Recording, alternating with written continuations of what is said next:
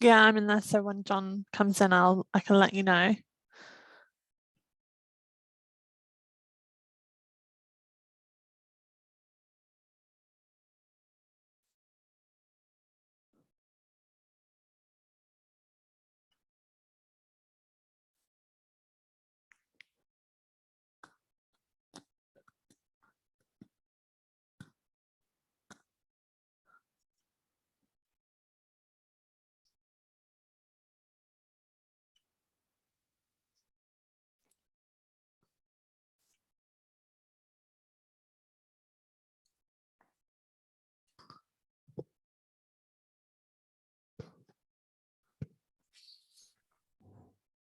Hello.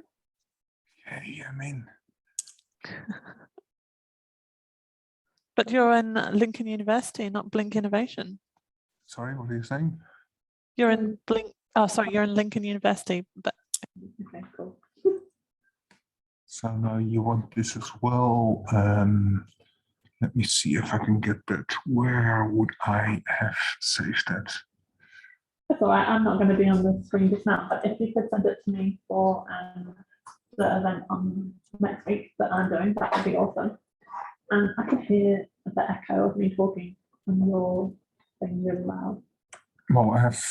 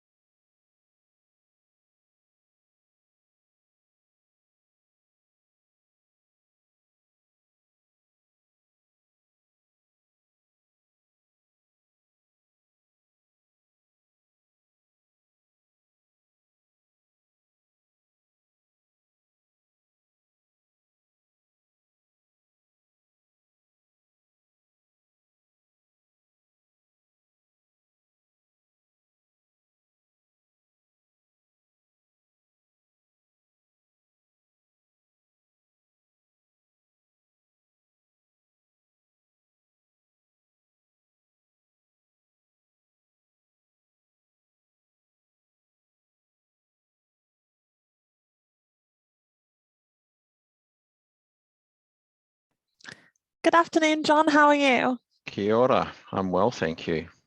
Kia ora, John. Lovely background. I've got a few different ones, but I thought this might be an appropriate one for the audience. Yeah, looks good. Yeah, I've got my camera and microphone on now, but when the webinar starts, I'll just mute myself and turn my video off, and the participants will only be able to see either yourself or Vim when each of you are speaking. Did you want to have a quick test run with sharing your screen and going through your slides? We can do that. It should work all right. Let me. It shouldn't be too hard, I don't think. How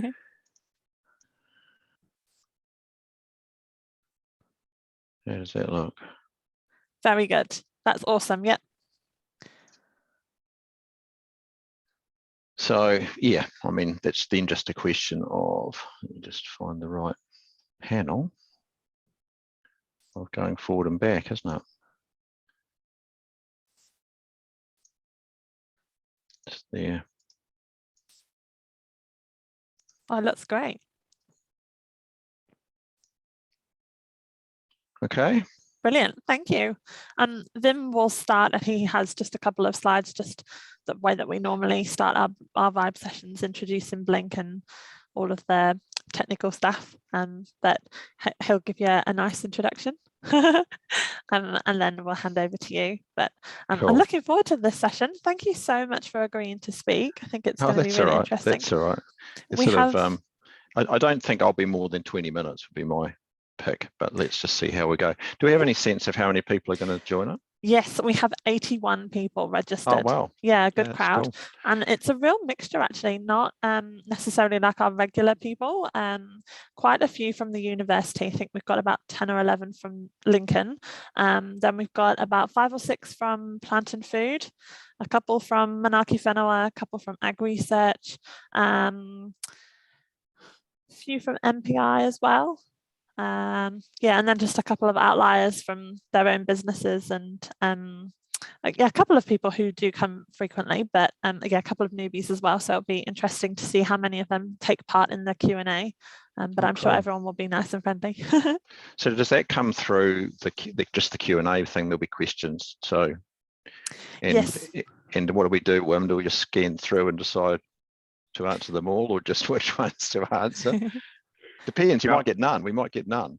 We We'll definitely might get none. some. And if that's the case, John, I'll make up some questions. No worries. Now, the participants will not see the questions, and so the questions will only be seen for us three. And basically, if there are a lot of questions, I try to group them a little bit with the different. If you're going to talk about subject A, and there are 3 questions about that, I try to group them and so we get a little bit of a coherent story. Ones that are really not nice, I won't even pop the question to you, John. So it's a little bit of a. It doesn't happen, but still, it's a little bit of a filter. Yeah. So you'll pick from the. Yes, if we get questions, you'll pick. Okay, that's fine. I'll just do the best I can to answer. Yeah, I'll moderate. Yeah, that's no problem whatsoever. I'll introduce you. I'll introduce the session. Then I'm going to introduce you, and then I'll leave it up to you. Then Q&A, and then we say goodbye to everybody. Sounds good. Cool. Sounds good. John, Vim and I were discussing today that we saw Lincoln University announce that they would be starting the extension to the Food South building yesterday. Yes, I must admit, I've been meaning to go along to the departmental meeting in RFH building for about 3 months, not because that decision had been made, but because I wanted to at least explain to them what was going on before all of a sudden it started. But I think we might be, the cat might be out of the bag well and truly now.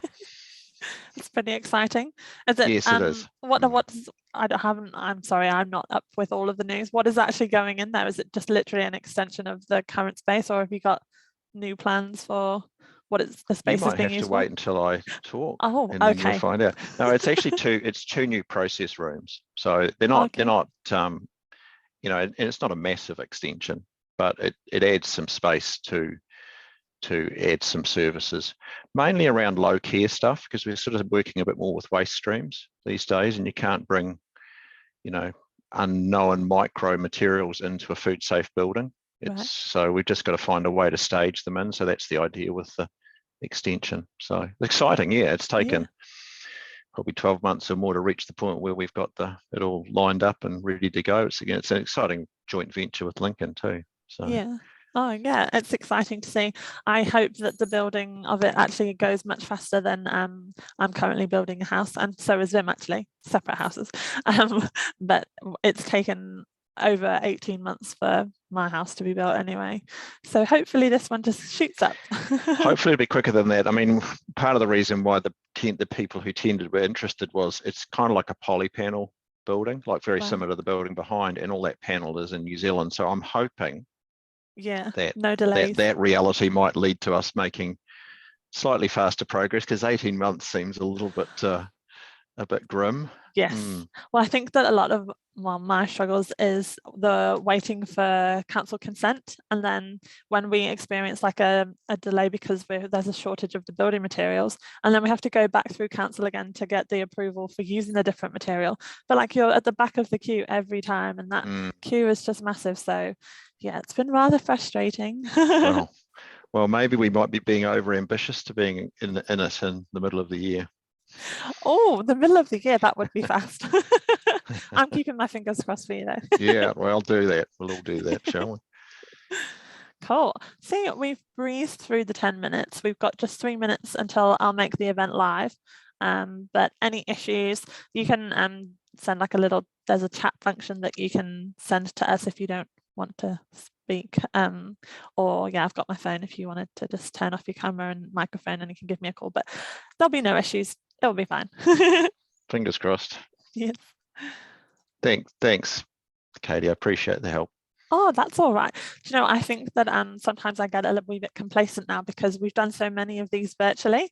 So I just think nothing of it. I'm just like, oh yeah, we'll hop on, it'll be fine. And then I realize that for speakers who maybe haven't done it as often, or like I haven't really shared as much information as I think I have because I'm thinking of a previous one. Yeah.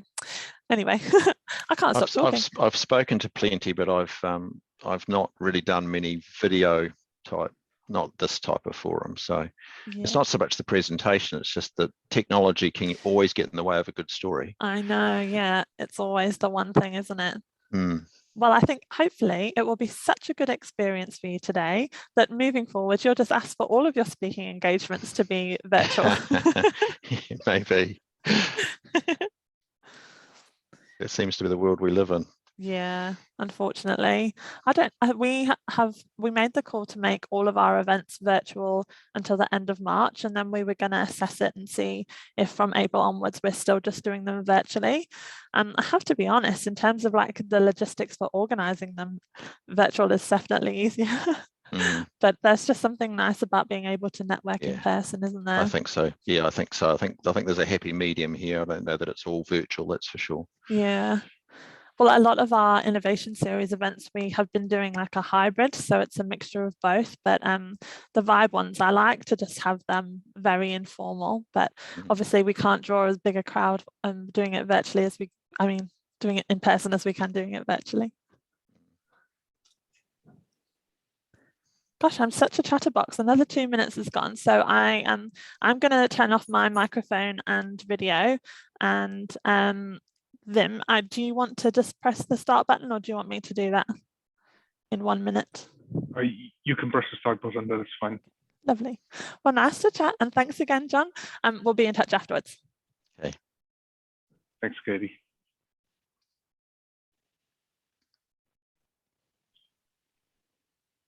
How's John doing? Good? Good. Yeah, good. You know, we're both Tracy and I are working from home, so it's we're trying not to have too many people on site. Yeah. But you know, projects are continuing. Yeah, I think we're going to start, John. Cool. Katie, fire ahead.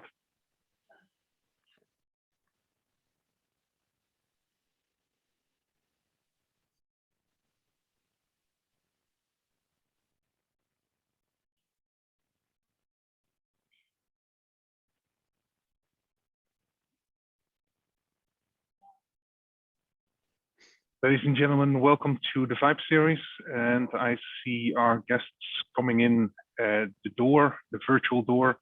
So I will probably welcome you a couple of times until we are close to the participants that have registered. Everybody, welcome to the B.linc Innovation, the B.linc VIBE series, and where today we're going to talk about food innovation in New Zealand with John Morgan. And people are still coming in. Welcome, and find a seat somewhere and make yourself comfortable. And we are almost going to start. We'll give it another minute or so. This is the B.linc VIBE series, and we're going to talk about food innovation in New Zealand.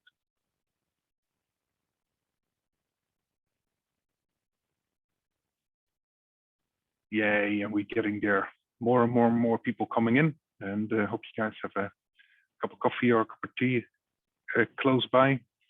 B.linc VIBE series, Food Innovation in New Zealand with John Morgan. I think, John, we're going to start. We have a nice group of attendees and guests with us. So what I am going to do is I am going to share my screen so that everybody can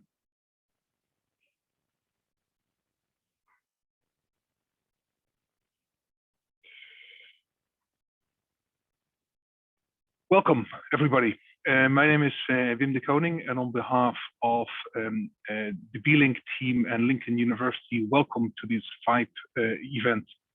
As the regulars know, this is actually a networking event. So normally we do this face to face, and you would actually have a chance of networking afterwards.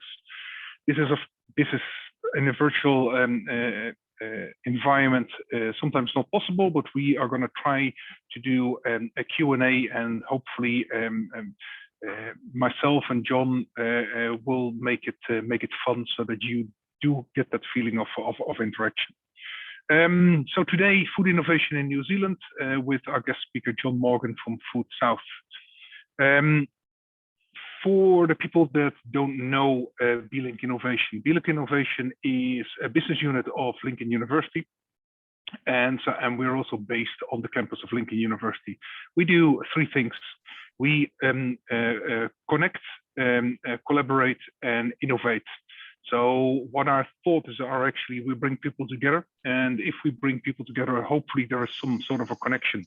And if there is a connection, and hopefully you'll start talking to each other, and you're like, are you doing this? Yes, I'm doing that. And then hopefully people start to collaborate, and after collaboration definitely comes innovation. Some housekeeping rules. This webinar will be recorded, and it will be emailed to all our participants. You will see that there is a Q&A button at the bottom of your screen, and you can definitely type in your questions, and at the end of the session we will try to answer your question. You are standardly muted, so basically the only voices that you will hear are John's and mine.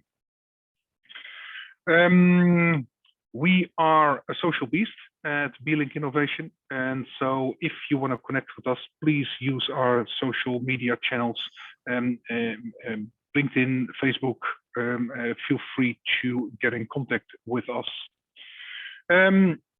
Now we're going to introduce our speaker, John Morgan. He is the CEO and manager of Food South, and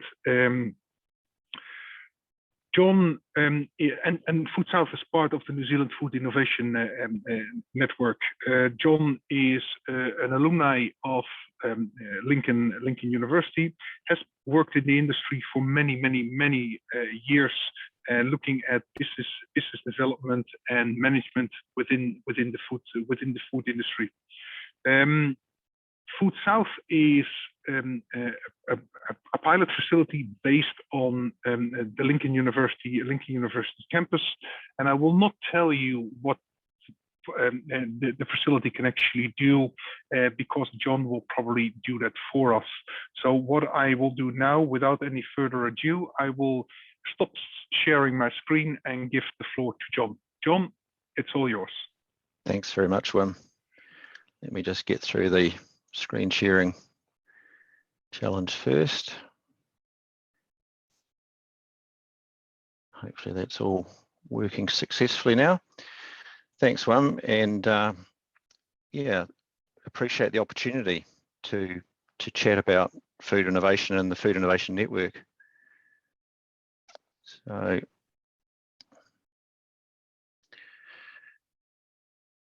you know, I do wish I could be doing this on campus. It's, you know, more interactive and more interesting, but not. We do live in interesting times, don't we?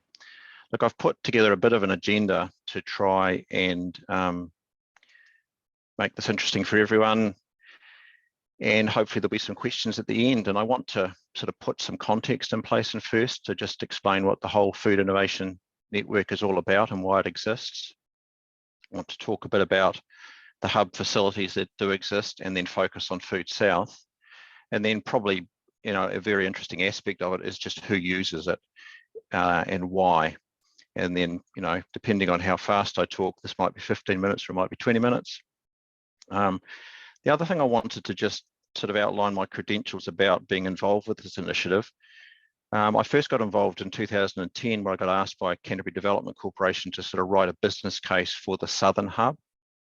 And I'm not sure whether I've been wise or foolish, but here I am 10 years later, having sort of set it up and seen it from idea through to reality. So, and certainly plenty of learnings along that particular journey. The advertisement for the talk talked about the importance of food and beverage to New Zealand economy, and I sometimes wonder just how many New Zealanders really appreciate just how important it is.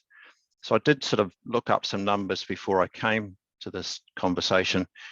And MPI's situational, you know, outlook for December talks about, you know, there's something like $62.8 billion worth of goods exported from New Zealand in a year, and of that, 47.7 billion is primary industry exports. Dairy is 21 billion of it, which is big. Meat and wool, 11 billion, and then it drops away. I mean, horticulture big, 6.9, and processed foods and other is 3.1. So, you know, we really are, you know, the primary industry is incredibly important to our country. The above graph is courtesy of ANZ Bank and illustrates a message that we've heard in various guises. The dollar value for each kilo is as much higher in whatever format is close to the end consumer. And as I was writing this, I sort of had Ian Proudfoot's voice in my head with KPMG and the agribusiness agenda, which over many years has continued to push this common theme about adding value.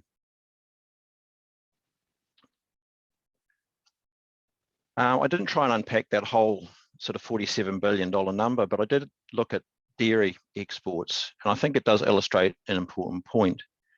Infant formula makes up 1.6 billion of that $21 billion. And it's not to say that the whole balance is whole milk powder, but it just illustrates that within the context of the raw materials, there's a lot of opportunity to add more value. And a further point that I wanted to make was that we do actually add more value.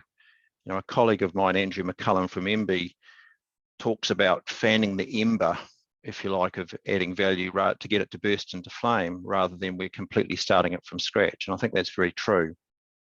And the Food Innovation Network really is all about fanning those embers. It's what we do, and I'll give you some concrete examples of that a bit later on.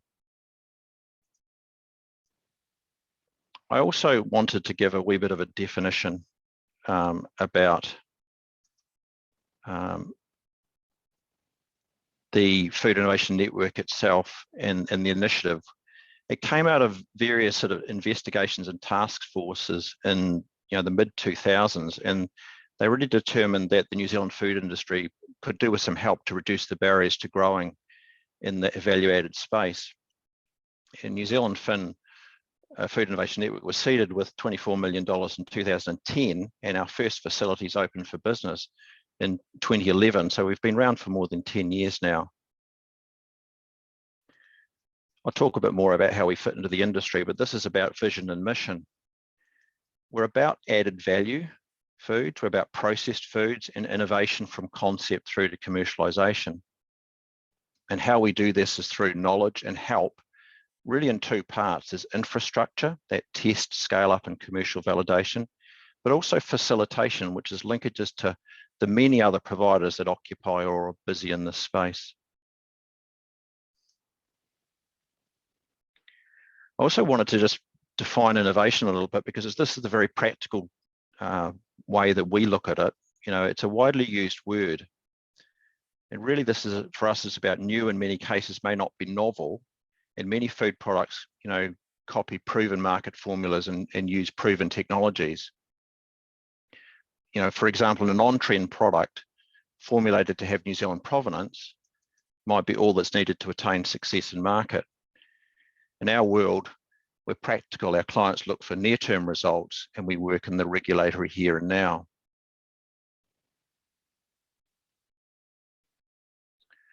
So to where we fit. As I describe it to our clients, the New Zealand government funded, through MB and Callaghan Innovation, funded the establishment of the Food Innovation Network, and the industry pays to use it. It's not a free service. That said, we do receive ongoing funding assistance as we operate deep in the valley of death, as it were, running facilities, undertaking many projects, and with no economies of scale. Our success is our clients growing, and elements like increased sales, new exports, new factories, and new employees.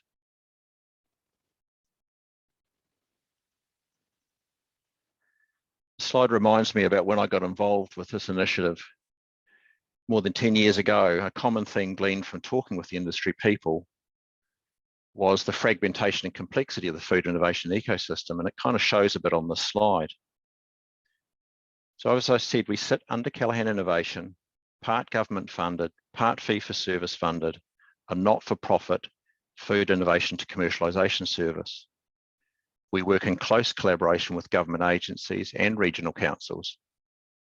As for the science system, we work with Food HQ and all the food-oriented Crown-owned research organisations, and that partnership also extends to our New Zealand universities, in particular Massey, Lincoln and Otago. But as you're aware, much of the capability and knowledge base does not all reside in those institutions. Much of our connections are to industry suppliers, material, packaging and equipment, contract manufacturers and food technologists, all about helping our clients find suitable pathways for their growth.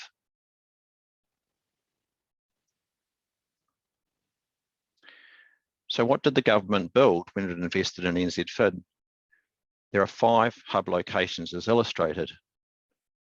The Food Bowl is located close to Auckland Airport and opened for business in October 2011. Food Waikato sits on the Waikato Innovation Park in Hamilton and opened in late 2011 also. The Food Pilot sits within Massey University in Palmerston North, adding to its existing pilot plant capability. And Food South sits on the Lincoln University campus, and we opened in 2016. Food South Otago sits within the Otago University and is similar to the Food Pilot in that we were adding to existing capability. Here's another way to describe what we do and how we operate. So there's a journey from idea through to a successful commercial outcome or impact. The Food Innovation Network has affiliations with research providers, but our focus is on the development and commercialization. So our involvement might start out with Food South Otago or the Food Pilot working on actual recipes with product development, or it could be a reformulation. And these products can then progress into the pilot scale processing at the Food Pilot or Food South, with products graduating from that step and be produced for sale at Food South or at bigger scale in the Food Bowl. This is the phase where our clients are seeking to validate the market. This market validation and initial supply phase is where Food Waikato squarely sits. With confidence and market pull established, product owners can invest with confidence in volume production, either in-house or at a contract manufacturing site. Well, that just describes quite well, I think, the hub infrastructure and its value, but we do more than that. And I draw your attention to the regional food innovation catalyst role. Our catalysts are located within hubs in Auckland, Hamilton, Palmerston North, and Christchurch, as well as in Napier. They work regionally to help entrepreneurs and firms to find the skills and capabilities they need. Basically, it's connections to regulatory expertise, to ingredients, to packaging, testing, equipment, contract production. Many of these interactions do not become a project in a hub, but are really making connections that are really important to New Zealand firms.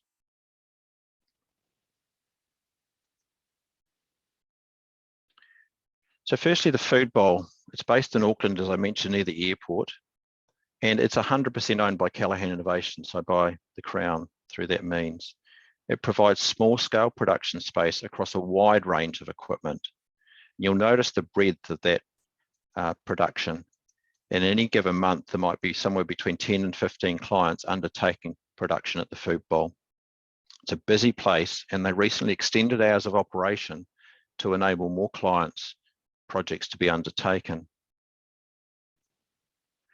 Food Waikato also opened in 2011 with Dryer 1, which was initially drying whole goat milk primarily, and it expanded to include infant formula-based production in 2015. And I think it's fair to say that Food Waikato have played a key role in the emergence of the sheep milk industry in the North Island, enabling new industry entrants to manufacture export saleable product. This success has led to a second dryer being built alongside by commercial interests, and that's also operated by Food Waikato. In this case, the facility is 30% owned by Callaghan Innovation in partnership with the local city council. Massey University have been training food technologists in New Zealand for many years, and in many ways they planted the seed that has become the New Zealand Food Innovation Network. The initiative invested in providing new equipment and also funds the sort of catalyst role that I mentioned earlier. The Massey pilot plant has a wide range of equipment, and it also supports teaching and learning research as well as industry projects. As with Food South Otago, they can undertake developments that then can be scaled at the Food Bowl or Food South or straight into industry production lines.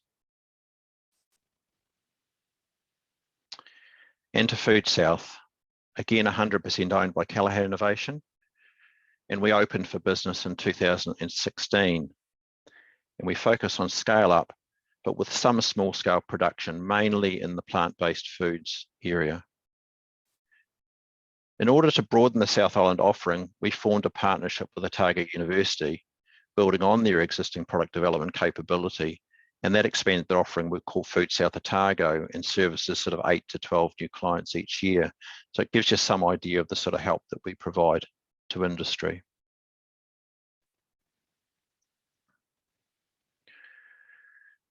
And this kind of gives you a snapshot of what keeps us busy. You can see we've done more than 300 projects since we started out. It was an establishment phase, like any startup business, but each year we undertake around 70 projects for 30 or so clients. And as you can see from the business logos, we work with firms large and small. And over time, we've sought to more accurately define who use us and why. We've come up with these 4 client personas. I just wanted to briefly describe them. It might resonate as to why they might use us and for what. The first is what we call a savvy startup. These aren't firms that are trading and have a good understanding, but have a good understanding of the pathway that they're on. So it enables us to work with them on the food technical side rather than the whole business side. SME stars are looking to grow their businesses, adding product lines and reworking established ones. Corporate innovators come seeking specific equipment and skills with a very clear pathway in mind. And network partners bring clients and alongside them undertake new product developments. They have somewhat differing support requirements, and the mix does vary by hub across the network. The Food Bowl worked more with SME stars, corporate innovators and network partners, and Food Waikato mainly with corporate innovators, and Food South and the Food Pilot work with them all. So I've picked out 4 examples of sort of what I mean by this and how we help. The first that I picked out was sustainable foods. It's a good example of how the network works together also. The initial project development work was undertaken by the Food Pilot, and then the production side was transferred to Food South for small-scale production. Sustainable foods are not a startup. They're building off a base of rows of food, so do have experience of product and market. And so they've got food technologists and channels to market and business skills. And this client will use us to are using us to get product into market, as well as to refine the processing technologies. And in time, they will shift production into their own facility in Kapiti. The next one I wanted to touch on was Wesler Milk, who work with us regularly. We have, if you like, a baby UHT, so that they would run trial products through it at 100 litres per hour before scaling it up to their factory, which is more like 7,000 litres an hour. It's also a good example of how we make decisions around capability. Wesleyan asked us to establish this capability and they worked with us to define what they needed it to do. We then consulted quite widely with other potential users of it and sort of expanded the specification of the equipment, so that we had a cornerstone user when we established it, but that it was able to do much more. And this is probably a good example of what I mean by the much more. One of the applications that we've used it for is plant-based milks. And we started working with the Humble Oak company once they had a recipe. So effectively, they had a starting point and we scaled up that recipe in our UHT pilot plant. And in fact, we did end up aiding them by manufacturing some product for sale to cafes. You can see the carton on the bottom right there of 5 litres of oat milk in a carton for cafes. Providing a pathway to scale for plant-based milks has been a bit of a challenge in New Zealand, and it led to the Humble Oak company setting up manufacturing in Sweden. They are using New Zealand oats, but it's not an ideal from a carbon footprint perspective. But importantly, it enables them to build market momentum whilst New Zealand manufacturing options are established.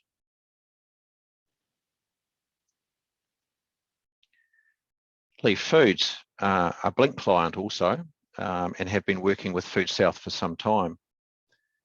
They're working to create a food ingredient deriving from leafy plants, and our role is really to help them step from a beaker on a lab bench into defining what scale production might look like.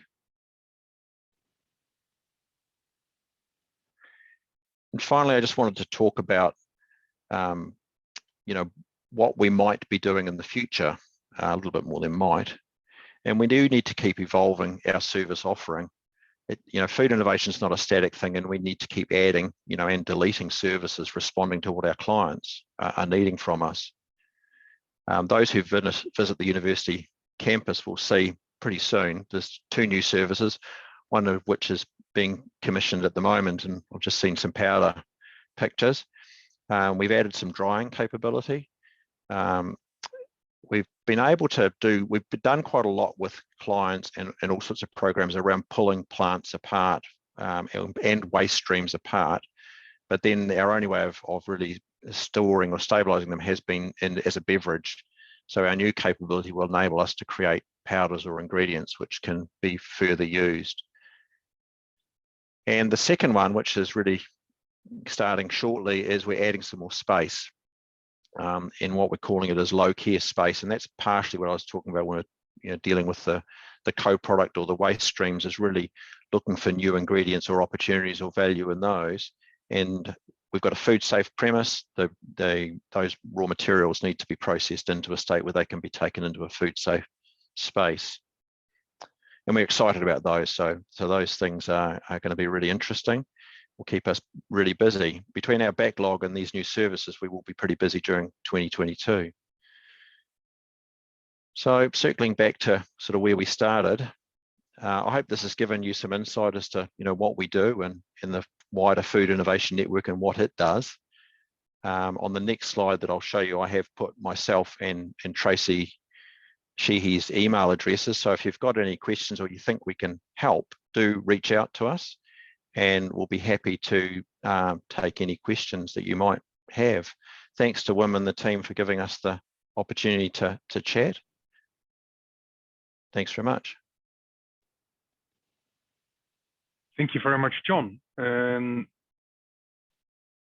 was really interesting, and I think what sticks with me is, like, we all know that research is costing money, and a lot of companies are actually investing in research, but actually the route from your research knowledge towards market is what you defined as innovation, and you're actually creating a pathway for companies to actually start trialing and testing these ideas in industrial environments. So, and I think by the success of the Food Innovation Network, that is really needed here in New Zealand, because your figures were like, well, of course we know that we are exporting a lot of commodities, but then we also see that now there is the opportunity to actually create that value here within the Food Innovation Network here in New Zealand. And because it's, of course, funded by public funds, it is available to everybody here in New Zealand. Ladies and gentlemen, the floor is open for questions.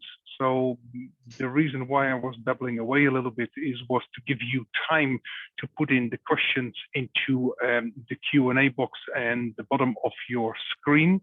At the moment, I am not seeing any questions, so that basically means that I will babble on a little bit more.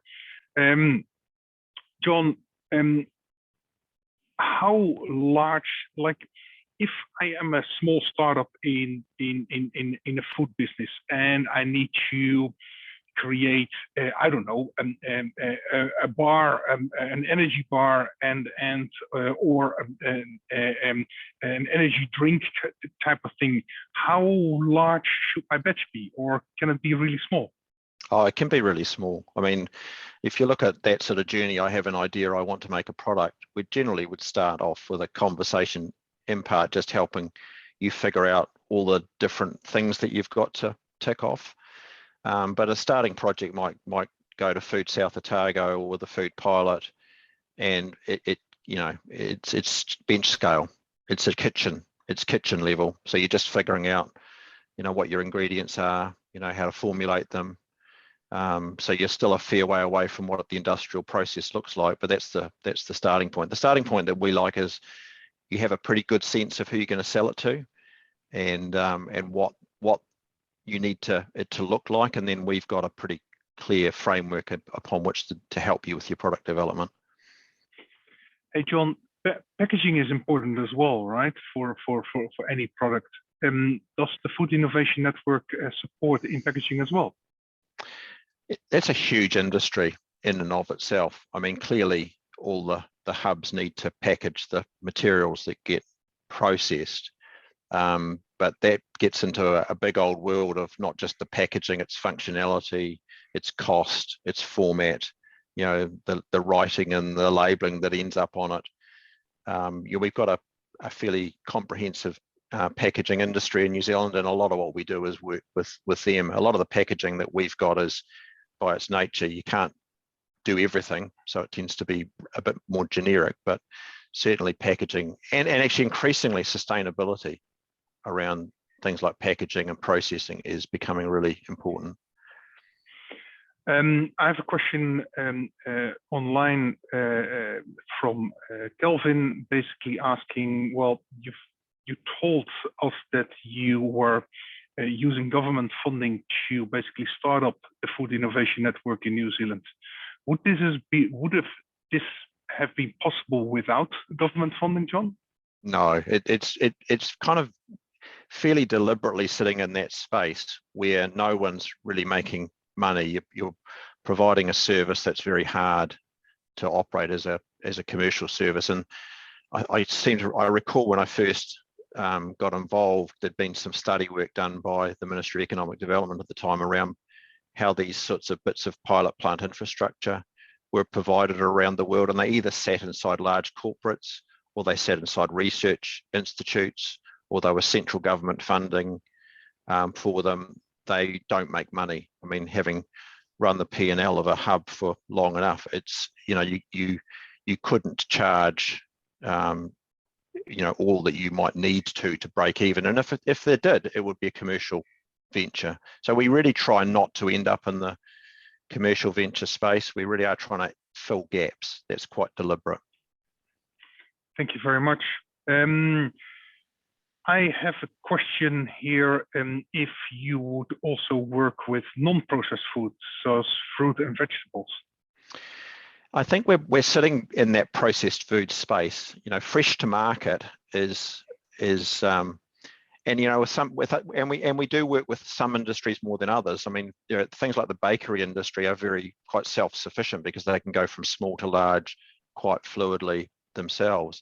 Fresh to market, kind of similar. So we would, if we're talking to people in that space, we will connect them to people who can help them. But I guess really the area we're working in is perhaps the not so nice avocados, or the ugly vegetables that might, or the pomace that's left over from a juicing process, or a whole bunch of things like that. So the value adding is value adding to those, you know, non fresh to market sort of options, and also, you know, the waste that comes from other processes, and as well as just, you know, processed food. So we really are in that valorizing and processed food space. Thank you so much, John, for that answer. When you innovate, you hopefully create intellectual property or a patent, or something that you can call your own as a company or as a startup. Does the Food Innovation Network help as well with that process? Well, I think one of the things that we're most helpful for is we don't own IP. You work with us, it's your IP. So even when we're adding value to what your process might be, we don't own intellectual property. That you know, the process of patenting, or the process of you know, trademarking or branding, it's a legal matter, and we can certainly point people to the right to people who can help, certainly. But we're quite deliberate about, you know, really not owning IP. A lot of the food industry is trade secret type world as well. So again, we're very conscious of confidentiality, you know, of inter-client, you know, secrecy, and, you know, need to be very deliberate about that. But certainly we don't own intellectual property per se. Thank you very much. I have and the person calls it a narrow question, but I think it's a really good question. What sort of things can you dry in a flash dryer, in a spiral flash dryer? So the spiral flash dryer is the reason why we've sort of ended up with the two different drying technologies is that the flash dryer is kind of more of a slurry dryer, so higher solids, you know, slurry type drying, versus a spray dryer where you're pumping and spraying through a nozzle and removing the water via that mechanism. So it's kind of a versatility thing, and it's also the slurry type drying, or the spiral flash drying technology, is you know, quite an attractive option for a range of different applications. So it gives us a chance to sort of illustrate two possibilities, or to look at two different possibilities for clients as to what's most suitable. I have a couple of questions here, John, and there are more in the entrepreneurial startup business. Can you please, I have a great idea, can you please help? How would you approach questions like that? I have a great idea, and I want to sell a specific type of food. Can you help? The short answer is we can help, but the first amount of help is the Google search and the, who's the competition, where are the price points, what am I ingredient, what's my point of difference. It's the sort of the 101 of an entrepreneurial enterprise is, am I actually, do I have a valuable market opportunity in mind? Because anyone can make the food, but it's a harder thing to make money out of making the food. So we really do encourage, that's when I use the term sort of savvy entrepreneur, that thinking needs to go on before. Our expertise is really around helping make the food that can be scaled into a manufacturing process and delivered into the market. That very strongly technical side, great at supporting that.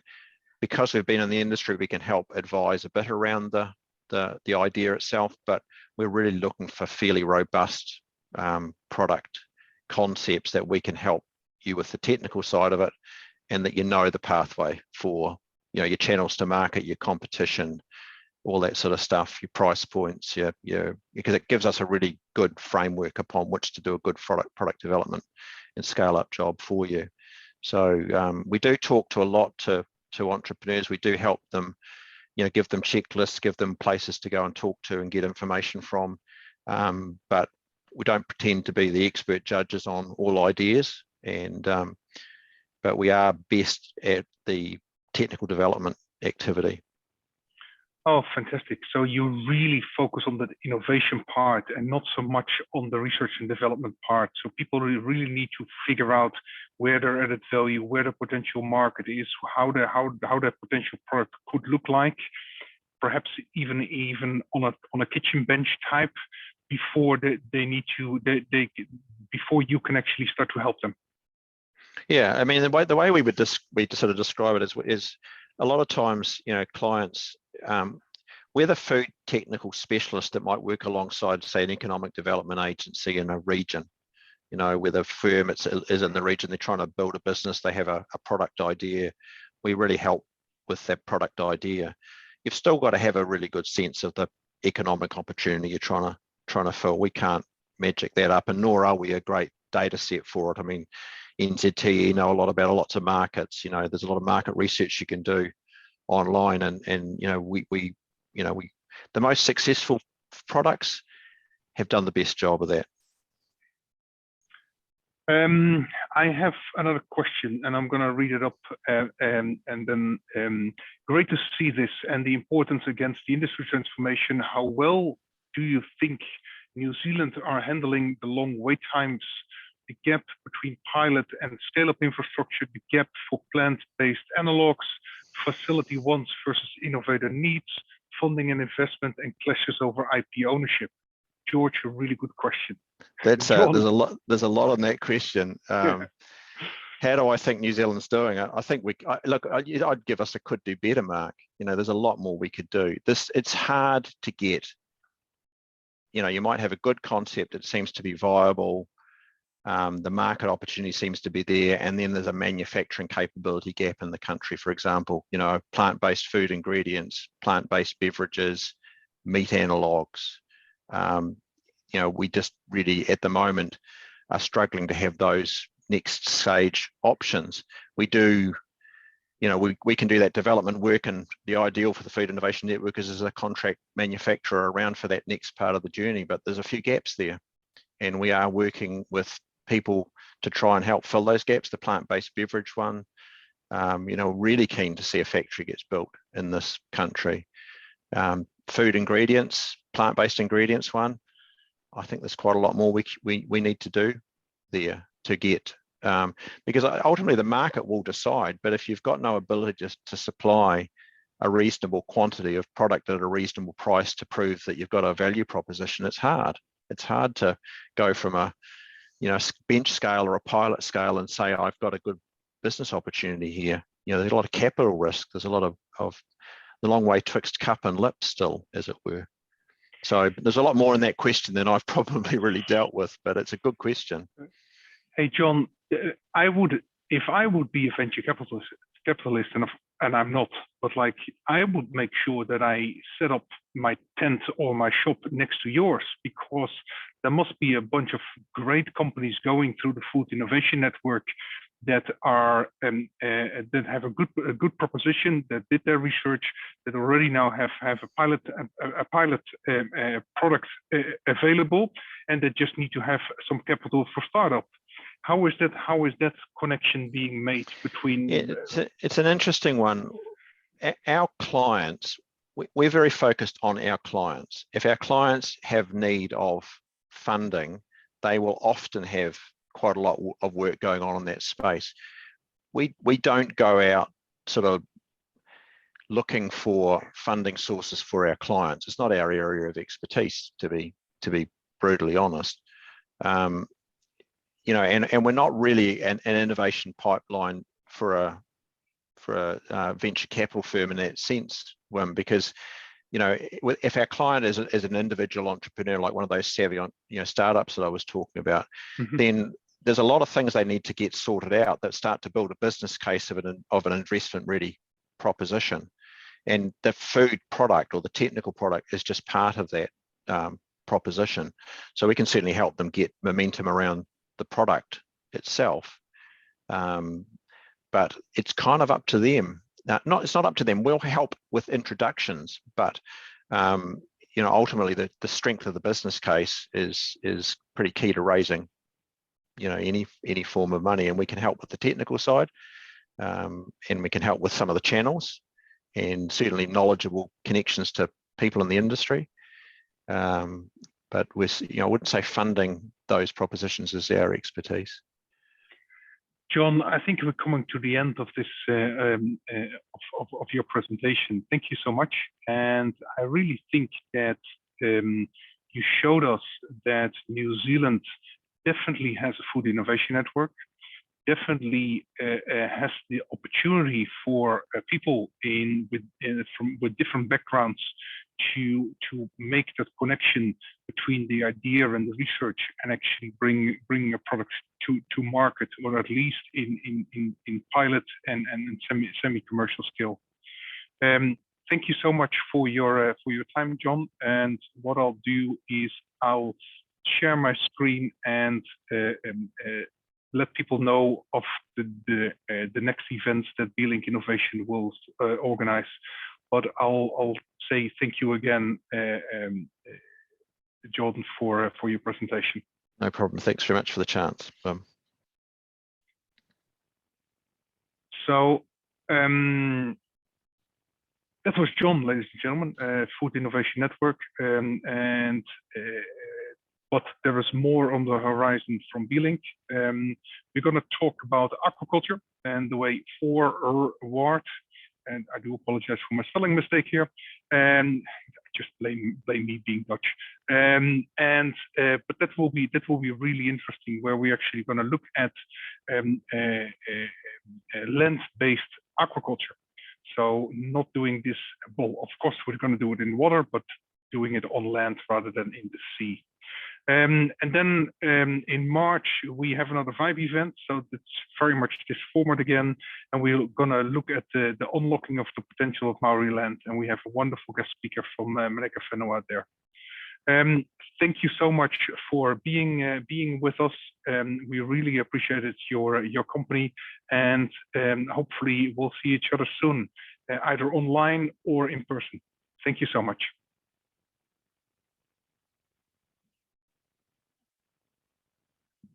John, thank you.